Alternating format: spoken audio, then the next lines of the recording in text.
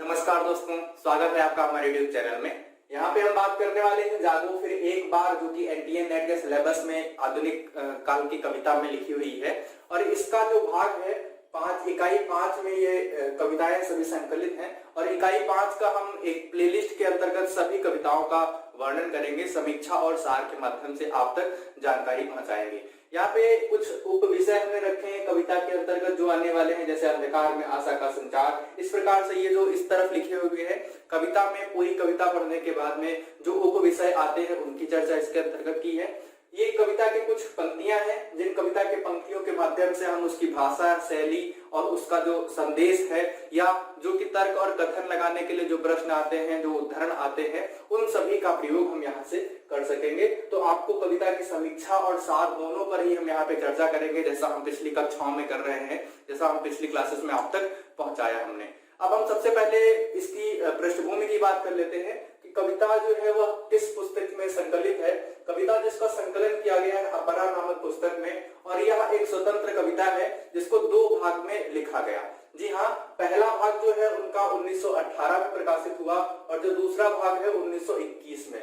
यह एक लंबी कविता है, दोनों ही भागों को मिलाकर के जब कविता का जब शिल्प गढ़ा गया तो यह अपने आप में एक लंबी कविता है। बहुत ही उच्च कोटि की भाषा का प्रयोग किया गया है। और 1918 की बात करें तो तत्कालीन समय जो है, परिस्थितियां जो है, 1919 में भारत में जो क्रांति हो रही थी स्वतंत्रता के लिए, वहां पे गांधी जी का प्रवेश होता है। यानी वह जो युग था, वह जो समय था, स्वतंत्रता के लिए जो आंदोलन थे वह तेज हो रहे थे। और यह कार्य जो था वह यहाँ पे 1919 में हुआ।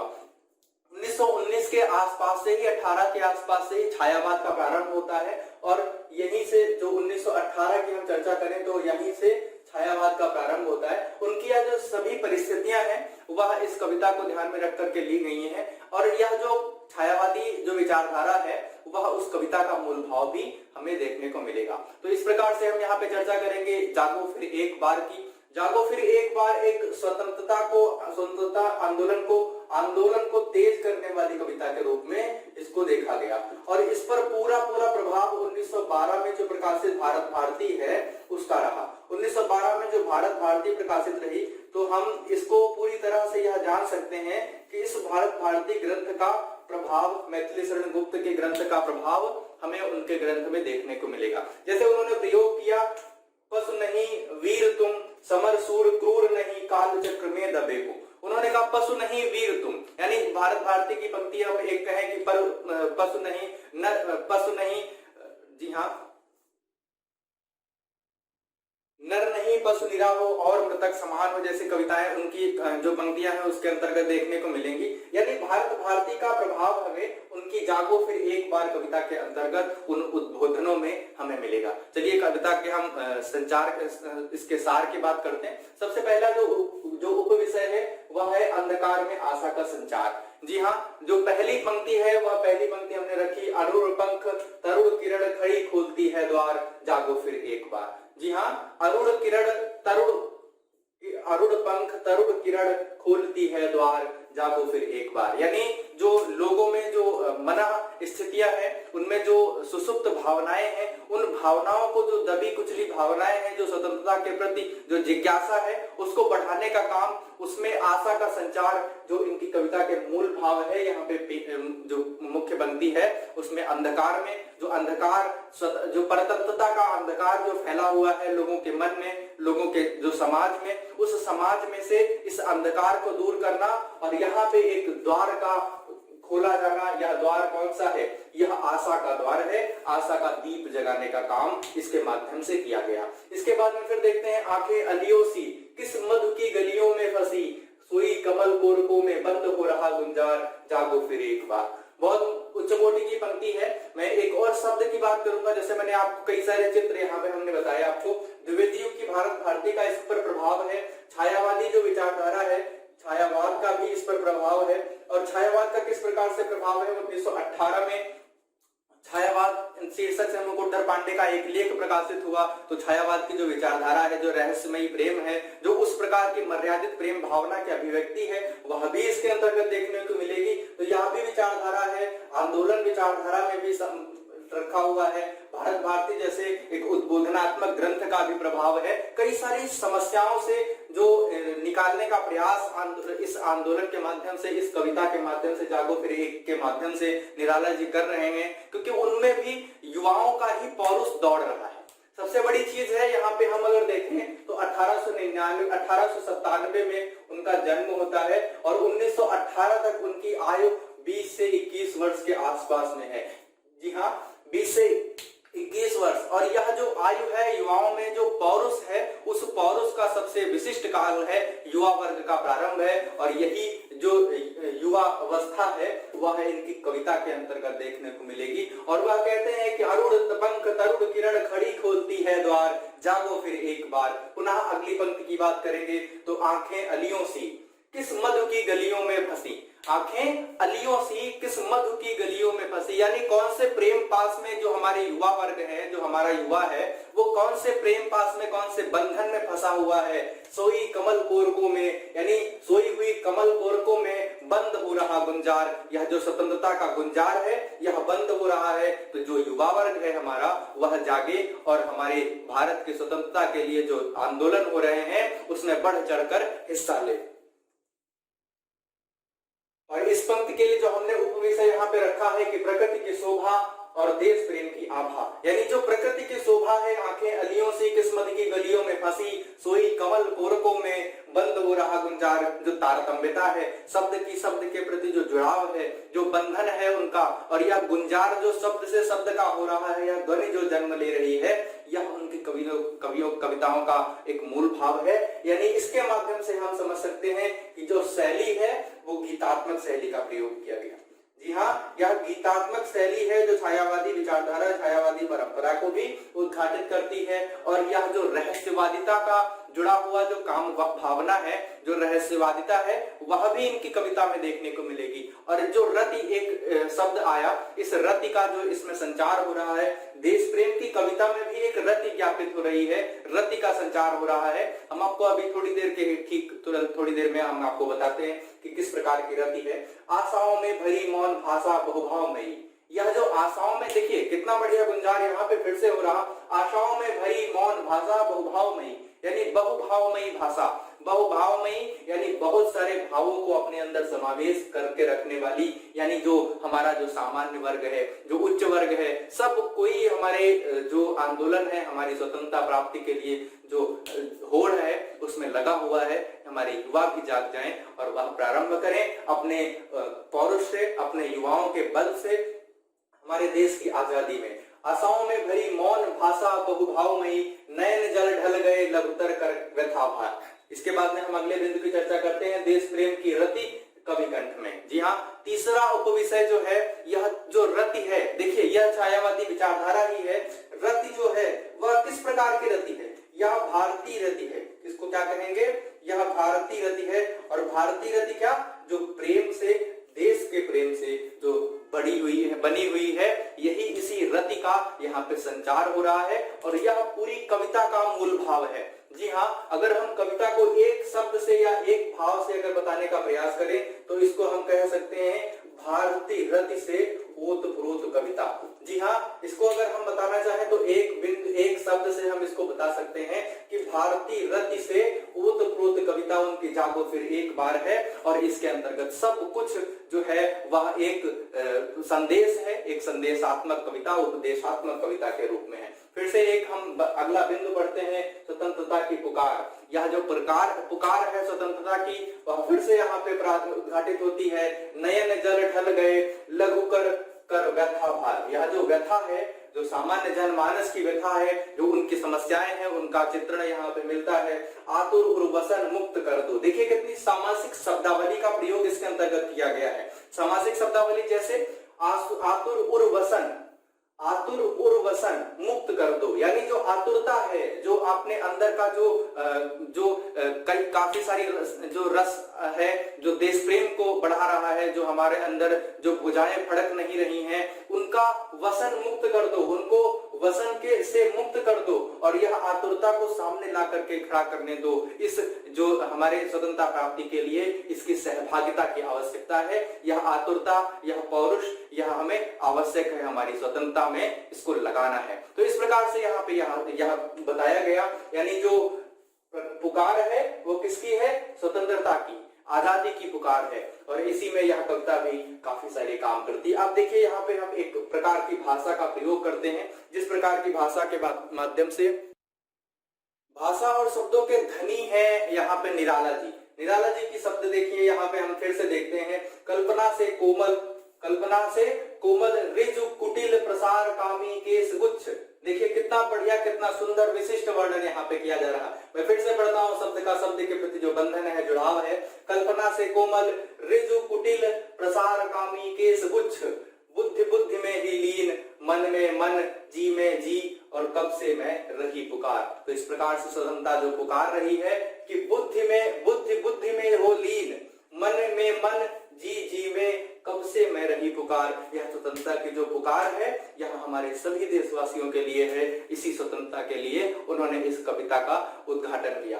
फिर से हम देखते हैं इस शब्द की हमने चर्चा की, ऋजु कुटिल प्रसार कामी केश गुच्छ। जो स्वतंत्रता है वह अपने कामी केश गुच्छ फैलाए हुए है और आह्वान कर रही है हमारे भारतीयों का, हमारे जो वीर हैं उनका। इसके माध्यम से फिर से हम देखते हैं, उगे अरुणाचल में रवि आई भारती रति कवि कंठ में। जी हाँ, उगे अरुणाचल में रवि आई भारती कवि कंठ में। यह जो कवि कंठ की जो भारती है, जो रति है, यह एक छायावादी कविता का उद्घाटन है। यहाँ पे स्वतंत्रता एक ऐसे कवि के अंतर्गत आ गई है जिसके मन में जो श्रृंगार का कवि है, और उस श्रृंगार के कवि में भारती नाम की रति आ गई है। तो किस प्रकार का लेखन होगा, इसके माध्यम से उन्होंने बताया कि जागो फिर एक बार का लेखन होगा। जी हाँ, ये जो भारती रति है वह अपने केश कामी गुच्छ फैलाए हुए, ऋजु कुटिल प्रसार केश कामी गुच्छ फैलाए हुए स्वतंत्रता की पुकार, स्वतंत्रता की दहाड़ लगा रही है। इसके माध्यम से फिर देखते हैं हम अगली पंक्ति के माध्यम से, समर में अमर कर प्राण, यानी जो समर है, युद्ध है, उस युद्ध में अगर प्राण चले जाते हैं तो वह अमरता को प्राप्त करते हैं। और इसी समर में, इसी जो युद्ध है, यह जो समय है, इस समय में जो भी युवा आएगा वह अपने प्राणों को सदैव सदैव के लिए अमर करके चला जाएगा। तो इस प्रकार से भी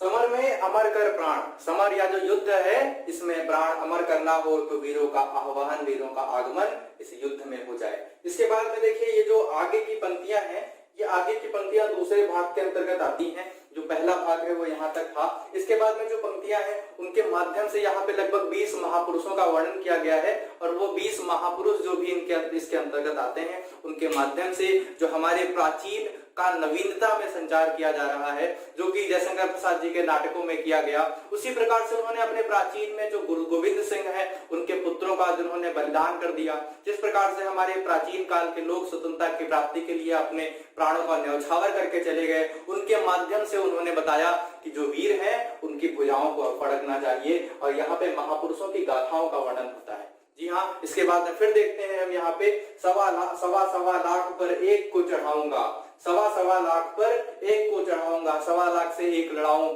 ये गुरु गोविंद सिंह जी की पंक्तियां हैं। इसके माध्यम से उन्होंने यह किया।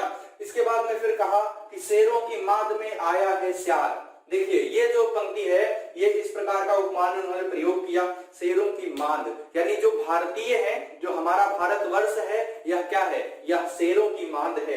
यहाँ पे सिंह गर्जना करने वाले वीर पुरुष रहते हैं। यहाँ पे जो उनकी वीरता है, उनके पराक्रम है, उनका उद्बोधन करने का प्रयास किया है। और फिर से जो आशा का संचार है, जो अंधकार में आशा का संचार उन्होंने अगली पहली पंक्ति से किया, अरुण पंख तरुण किरण खड़ी खोलती है द्वार। इसके माध्यम से फिर से वह कहते हैं कि शेरों की माद में आया है स्यार, जागो फिर एक बार, जागो फिर एक बार। फिर से अगली पंक्ति का देखते हैं यहाँ पे स्मरण, और वह गीता का उद्बोधन लेते हैं, गीता का स्मरण करते हैं।